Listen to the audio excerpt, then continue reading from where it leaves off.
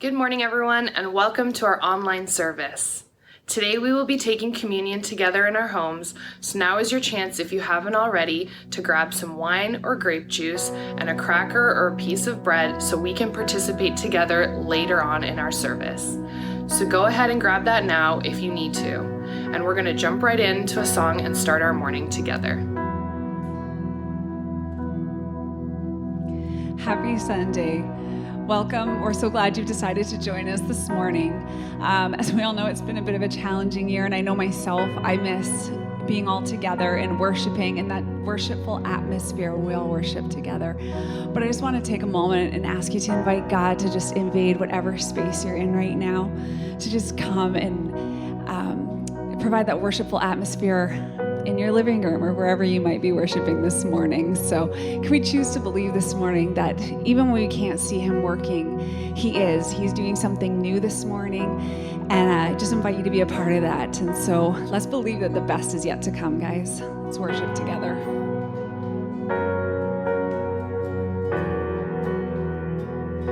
I give you glory for all you brought me through.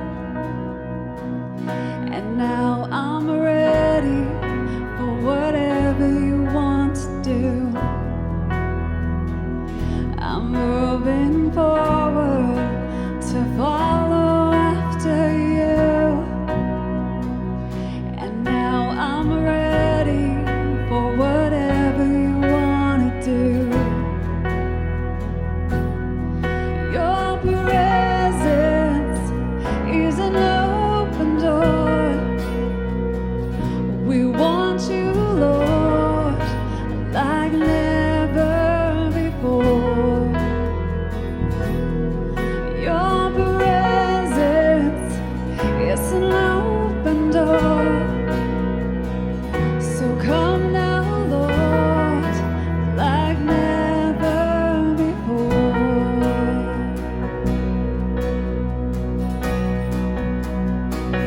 In every season, your grace has been enough, and I'm believing the best is yet to come. The cross before me, my hope on things above, and in you, Jesus, the best is yet to come.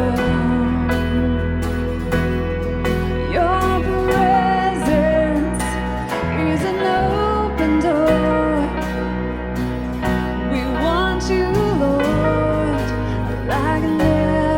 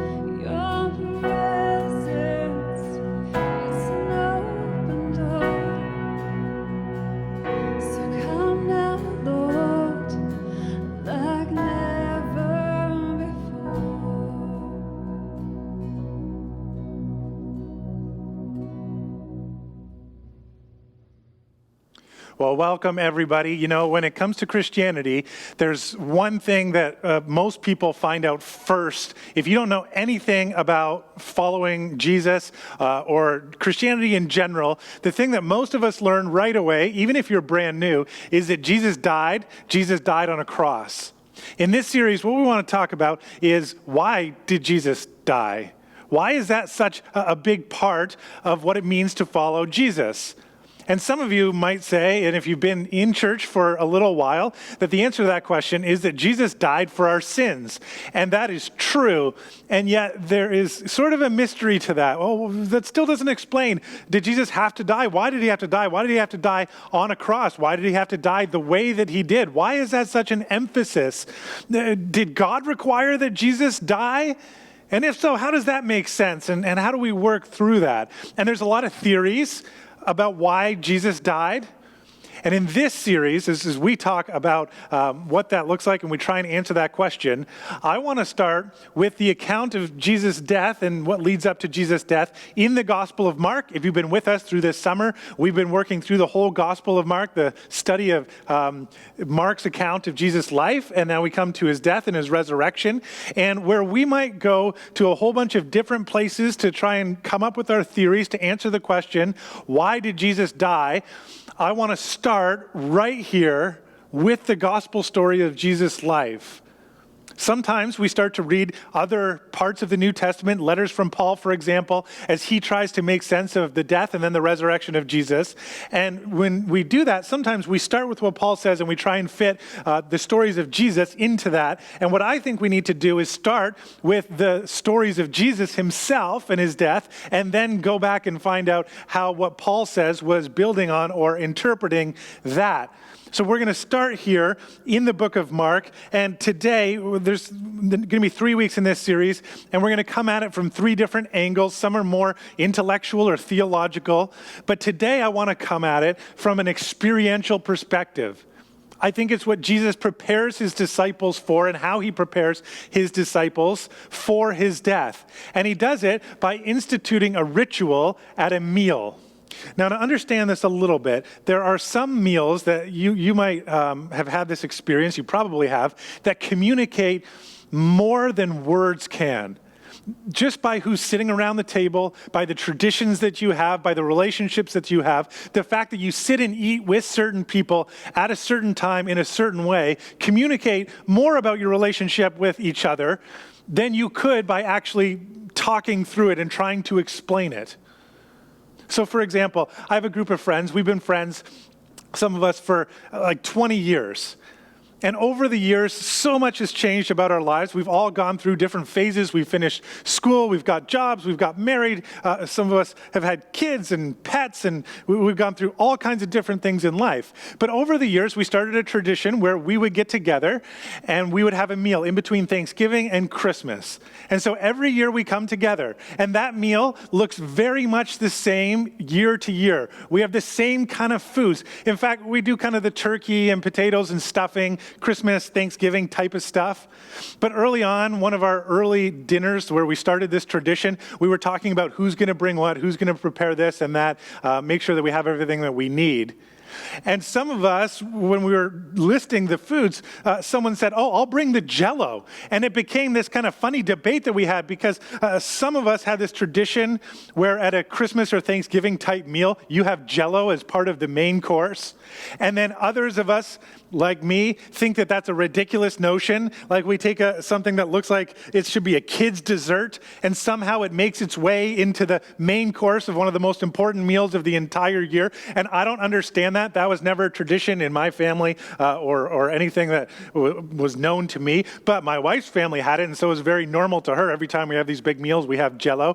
And so we in the group of friends were kind of split on it, and we laughed about it and made jokes about it. But Jell-O became part of the tradition. And now every year, when we have the turkey and the stuffing and the potatoes and the vegetables, there's also Jell-O. And we sit around this great meal with the Jell-O.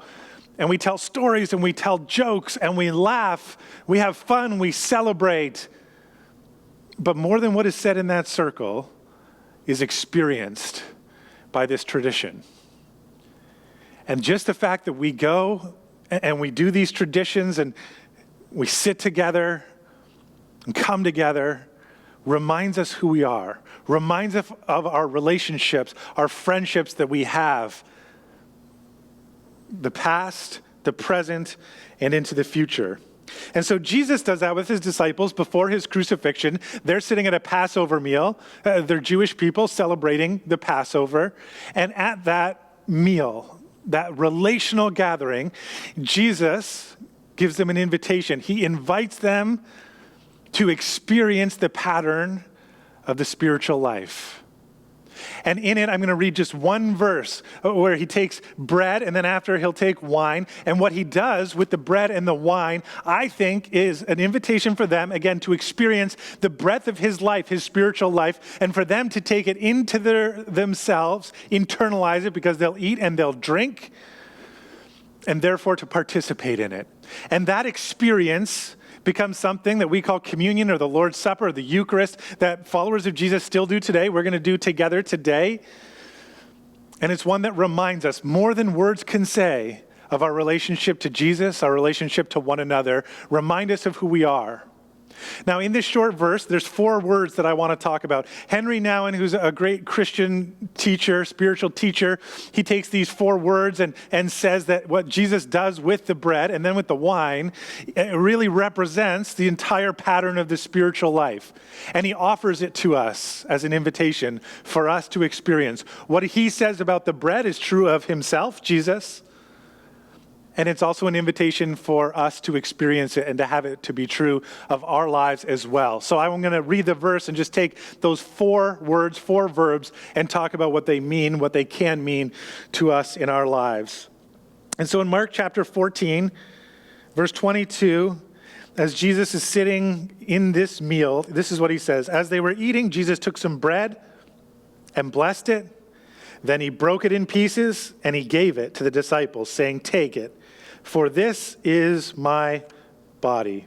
So here's our 4 words. Jesus took the bread, he blessed the bread, he broke it into pieces, and he gave it. What does it mean to be taken, blessed, broken, and given? First starting with Jesus and then understanding that he has given us the invitation to follow him in this same pattern. Let's start with taken. The word taken, it means he was intentional. He selected the bread. We might think of it, a word that might be even better for us to understand this, is that he chose it, and that he was chosen, and that we are chosen. Think of it, for those of us who are married, likely you stood up front on a stage like this or out somewhere in front of your friends and family, and you might have a minister who helped you with your vows and started by saying, "Do you take so-and-so to be your husband, to be your wife? Do you choose them? Do you choose this relationship to be part of them? And for them to be part of you, and for you to have this life together." To be taken means to be chosen. It requires a recognition of someone's unique and inherent beauty, to acknowledge their significance, their importance, and their value, and to say, "I want you, I choose you, I take you." Jesus took the bread. Now, the opposite of being taken is being rejected, being left alone, being not chosen. And the reality is that we all have the experience of being rejected. And we all have wounds that come from being rejected, not being chosen. It might be professionally or romantically.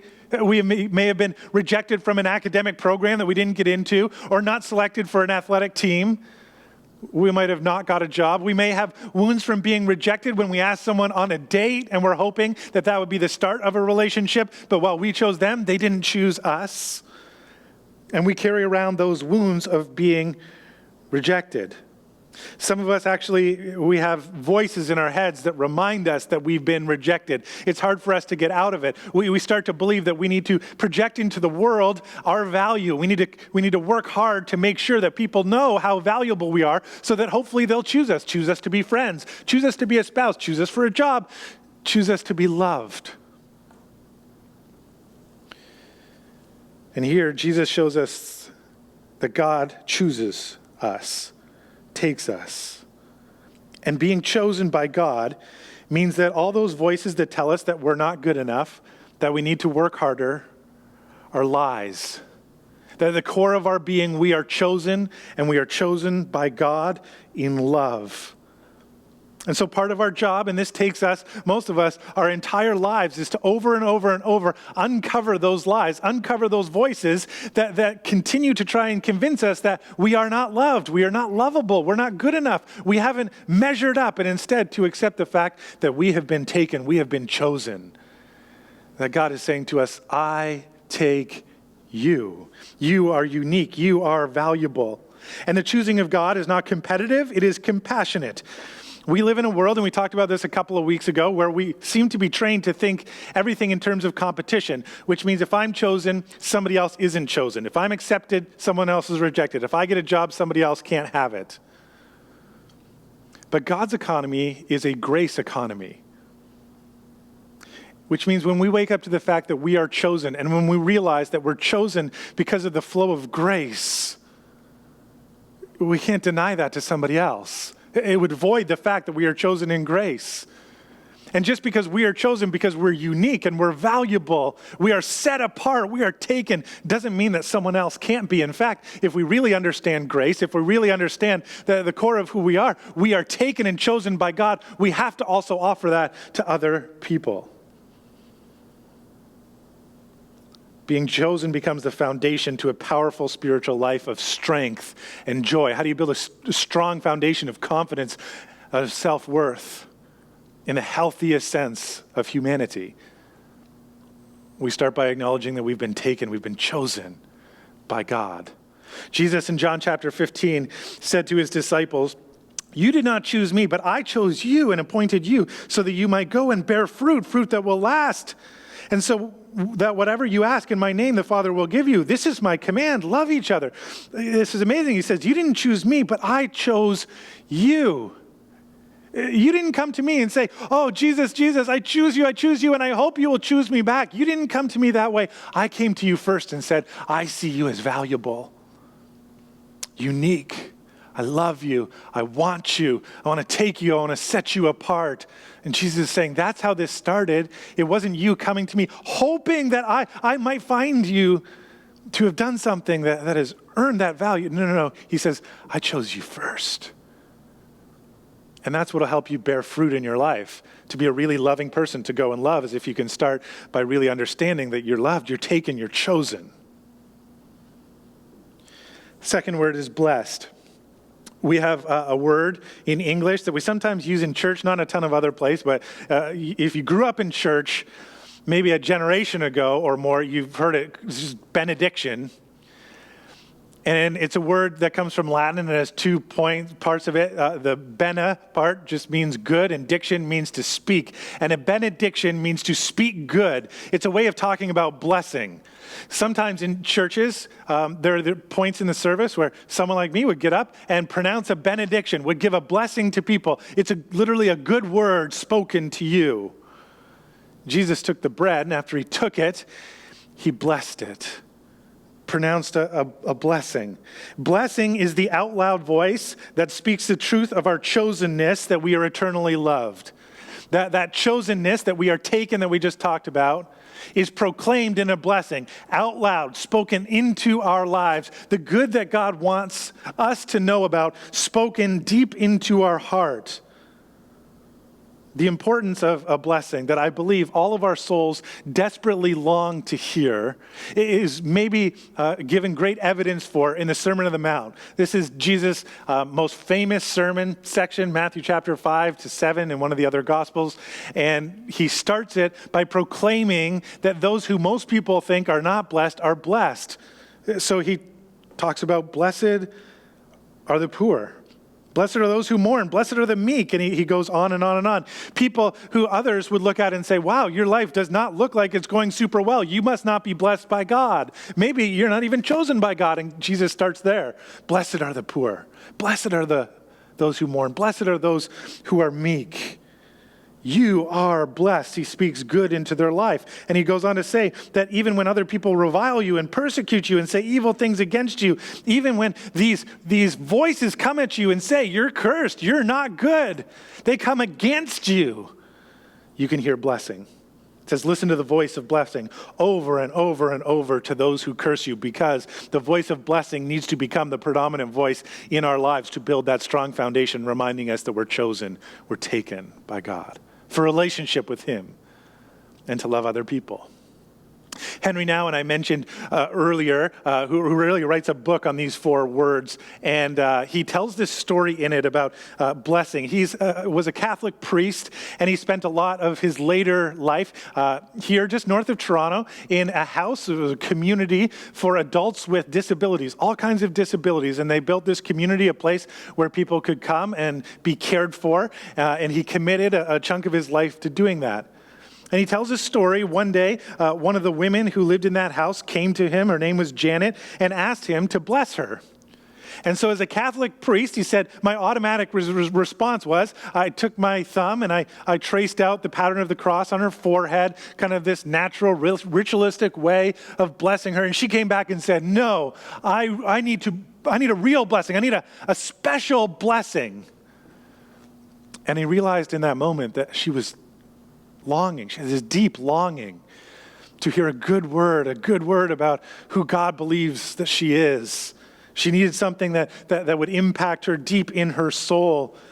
And so he said he gathered people sort of for their chapel service, and he told them that Janet had requested a special blessing, that she really felt that she needed that right now, and he was going to give that to her. And so she came up, stood with him, and he opened his arms to her, and she just went right in, her head to his chest, and he embraced her, and he said these words, Janet, I want you to know that you're God's beloved daughter. You're precious in God's eyes. Your beautiful smile, your kindness to the people in your house, and all the good things you do show us what a beautiful human being you are. I know you feel a little low these days and that there is some sadness in your heart, but I want you to remember who you are, a very special person, deeply loved by God and all the people who are here with you. And at the pronouncement of that blessing, she looked up with a big smile and she was satisfied. She went and sat down, but then somebody else stood up and they walked up and said, I want a special blessing too. And so Henry gave them a specific special blessing. And then someone else, and then someone else. And all of a sudden, all of these men and women who lived in this house, in this community, were coming up for a blessing.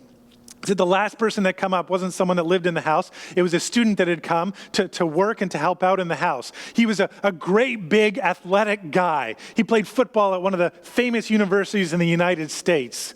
Someone that we might think, wow, this is just a macho guy, doesn't need anything. And he came to Henry and he laid his head on his chest. And as Henry pronounced a blessing over him too, he noticed that tears were streaming down his face. See, our souls long for blessing.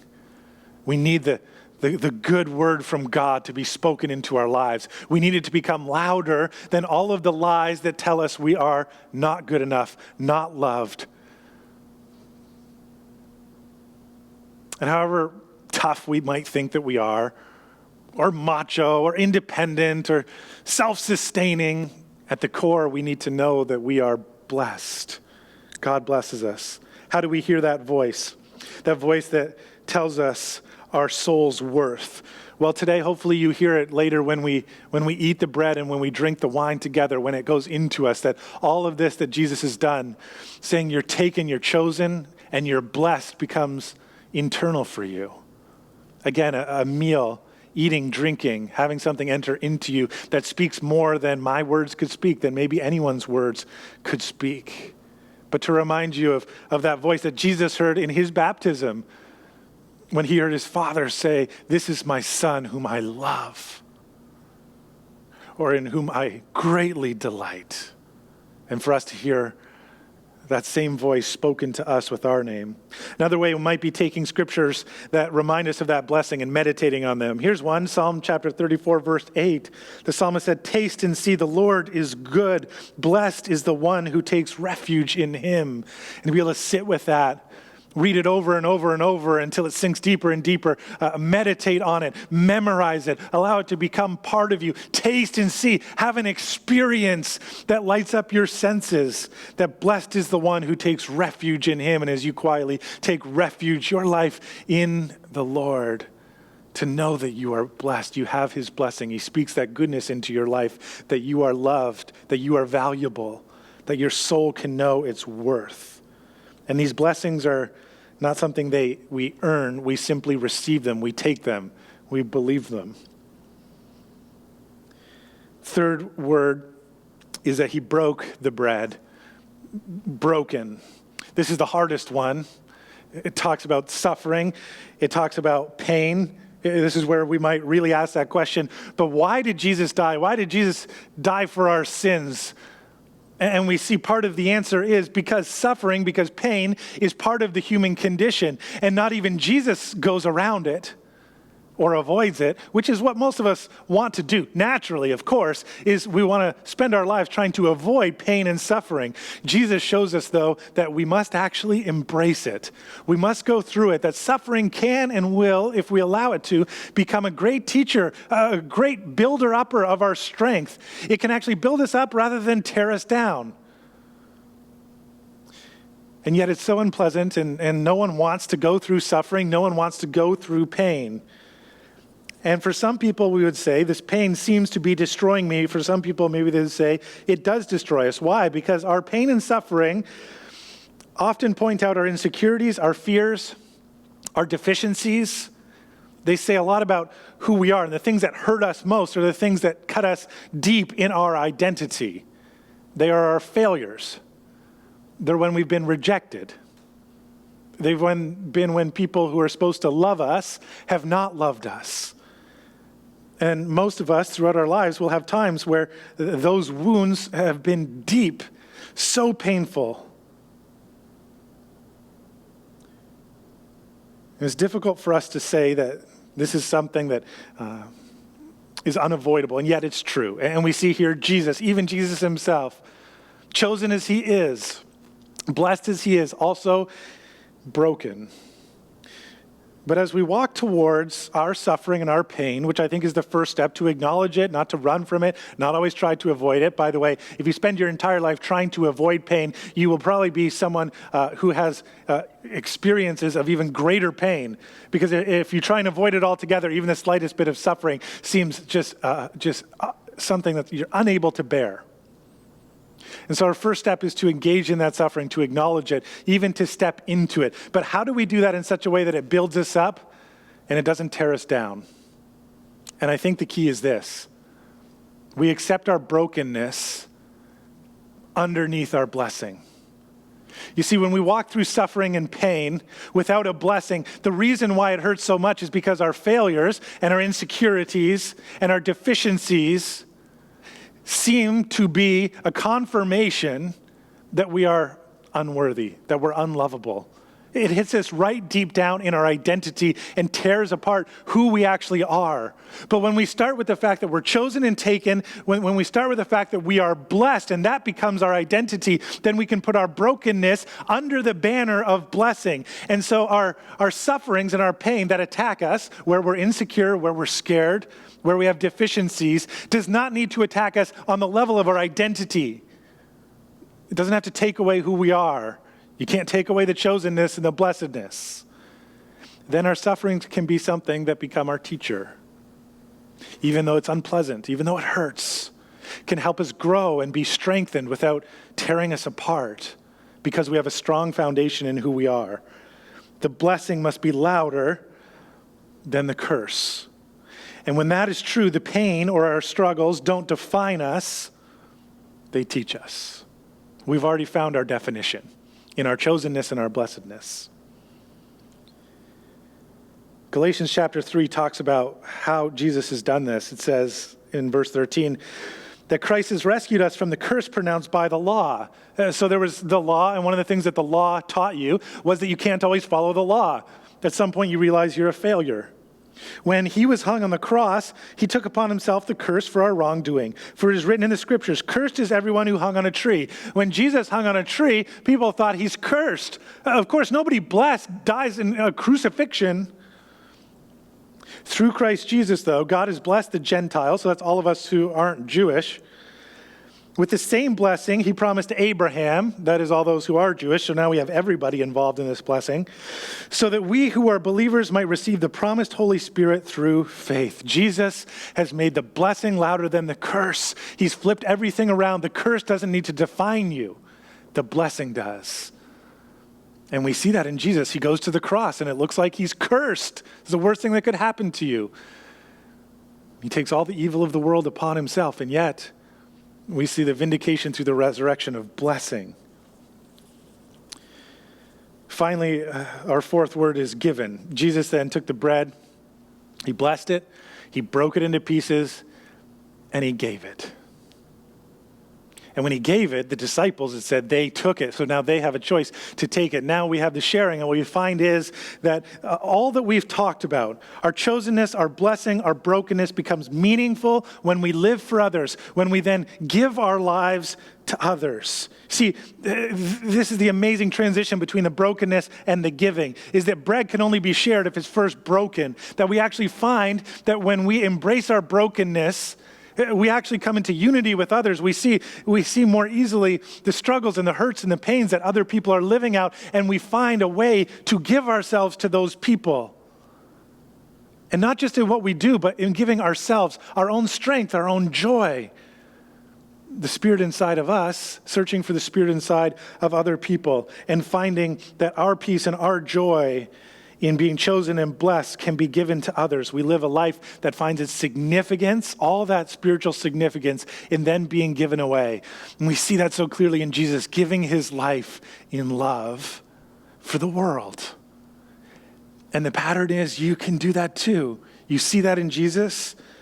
You see that, well, why does Jesus have to die? Because Jesus enters into what is inevitable for us, the suffering, but in the suffering, the opportunity to give his life away to other people.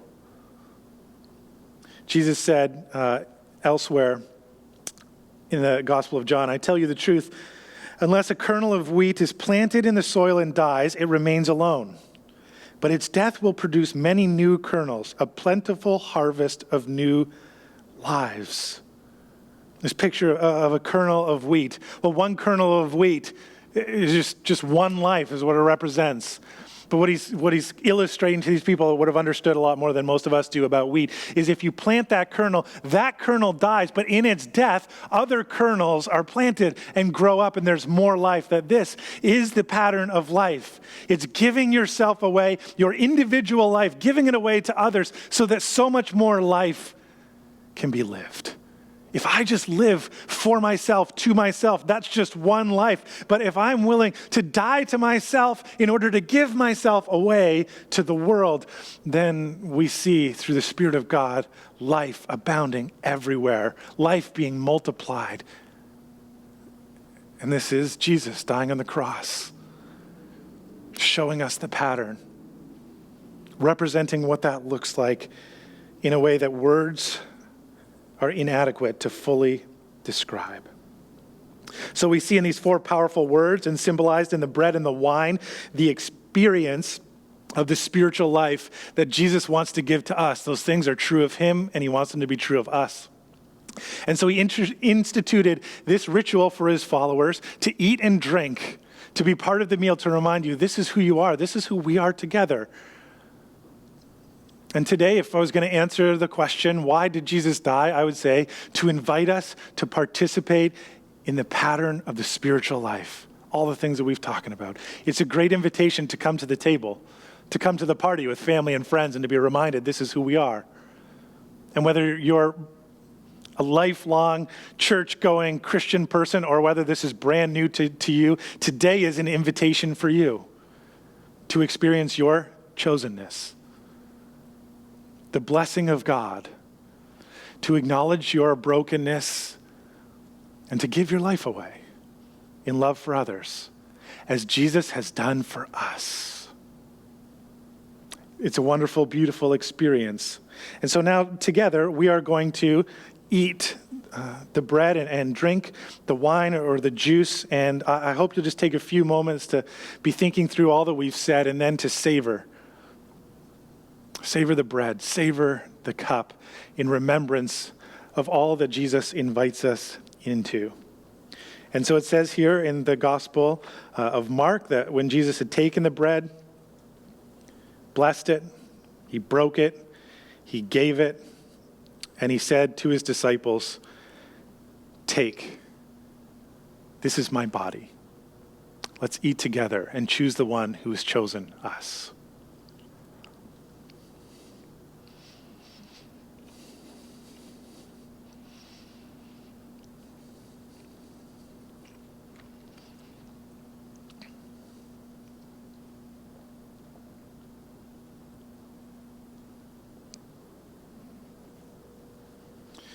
And then you can take your juice or wine, as Jesus did, and presented it to his disciples, and hear him say, "This is my blood of the covenant, which is poured out for many."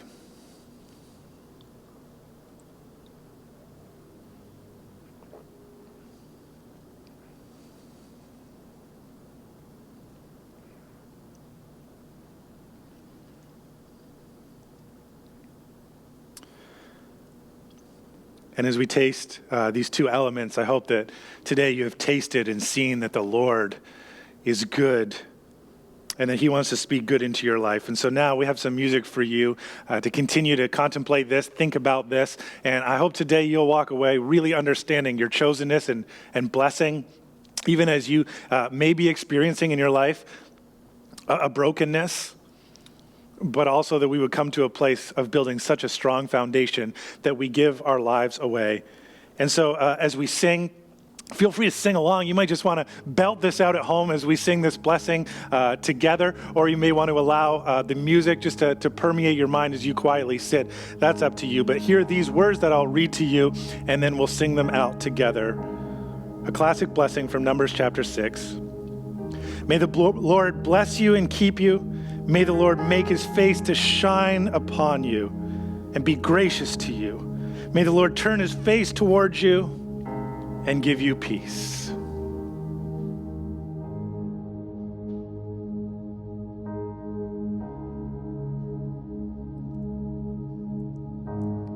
Lord bless you and keep you.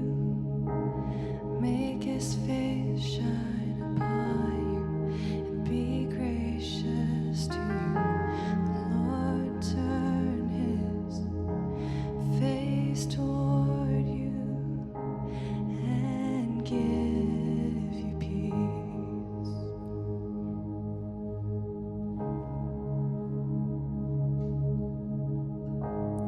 Lord bless you and keep you. Make his face shine upon you and be gracious to you. Lord, turn his face toward you and give you peace. Amen. Amen.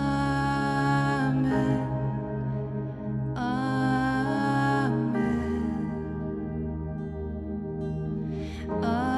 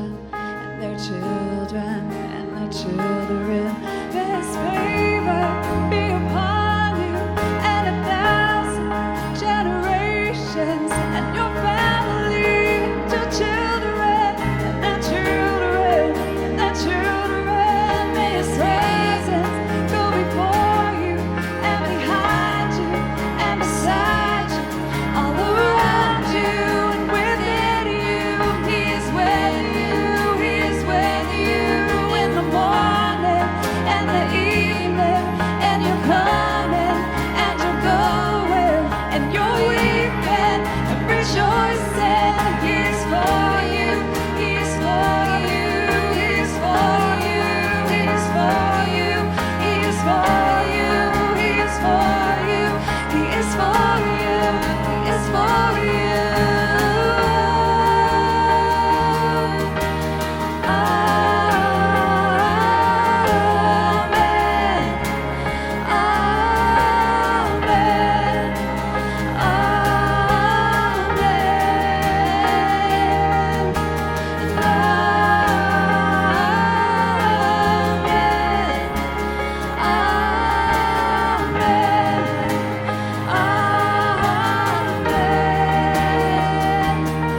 May His favor be upon you and 1,000 generations, and your family, and your children, and their children, and their children. May His presence go before you, and behind you, and beside you, all around you, and within you.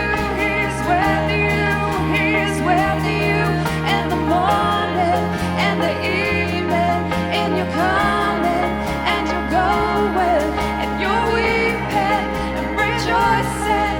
He is for you, He is for you, He is for you, He is for you, He is for you, He is for you, He is for you, He is for you.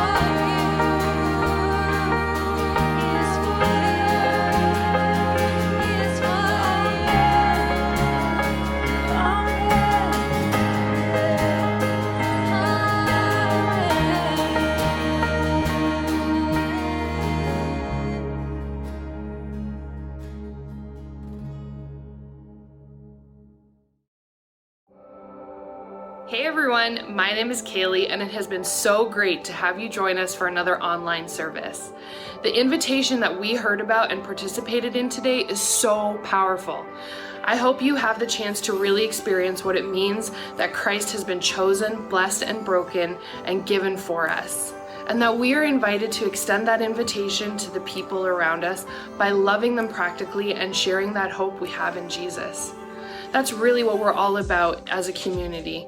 So thank you so much for being a part of this today. Here's a couple of quick announcements that I'd like to share with you. Last week, we announced a project to help Food for Kids Hamilton get masks into the hands of 1,250 kids that they serve as they plan to go back to school in September. Over the last week, we have been so encouraged by all the support that we have received. Through social media alone, we have had 1,000 people engage with our promotion. And because of this, we've heard from a number of people in our neighborhood and church community that have stepped up to donate mask material. So thank you. This is so exciting, and we just wanted to give you this brief update for now, and we look forward to the real difference that this will make in the weeks ahead leading into September when schools start again. Next, as we move through the summer, we're diligently planning for the fall and what that will look like. Next week, we will have a COVID update for you on our upcoming plans. So please continue to pray for us as we try to plan safe and effective ways to help people grow in their life with Jesus and to make a difference in the Hamilton, Dundas, Ancaster, and surrounding areas. Lastly, don't miss the rest of the series throughout August called Why Did Jesus Die? Next week, we'll be looking at another angle of this thought-provoking question, so be sure to join us on Sunday as we continue the study of the Gospel of Mark. I hope you have an amazing week, and we'll see you again soon.